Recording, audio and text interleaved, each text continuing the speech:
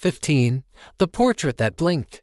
In an antique shop filled with dusty relics from bygone eras, she came across a painting that immediately caught her eye. It was a portrait of a beautiful Victorian woman with piercing blue eyes. The woman in the painting was stunning, but there was something about her gaze that seemed almost unsettling. Nevertheless, she bought the painting, eager to give it a place in her home. That evening, as the sun set and shadows stretched across the room, she stood staring at the painting. Suddenly, she swore the woman's eyes blinked. She rubbed her eyes, convinced she was seeing things. But when she looked back at the painting, the woman was still there, her eyes gleaming with what seemed to be amusement. Over the next few days, the experience didn't happen again, and she began to convince herself that she had merely imagined it. But then one night she awoke to the sound of footsteps in the hallway outside her bedroom. She lay still, listening intently. The footsteps were coming closer. Then she heard a soft thud, as if someone had stepped into her room. She turned on the bedside lamp, revealing an empty space where the painting had hung.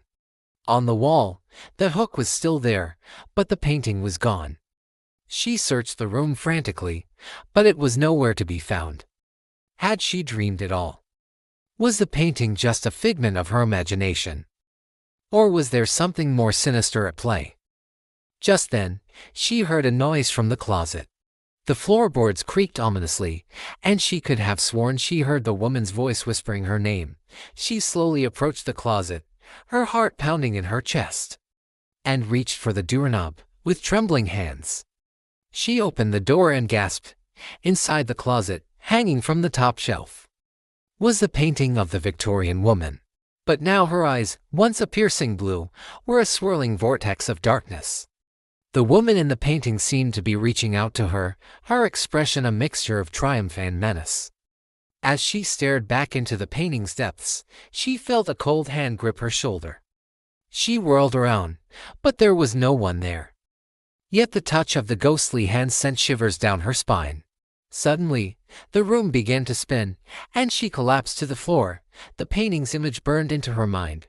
Had she lost her sanity? Or was she truly caught in a terrifying game with a painting that blinked? And if so, how could she escape its clutches before it was too late?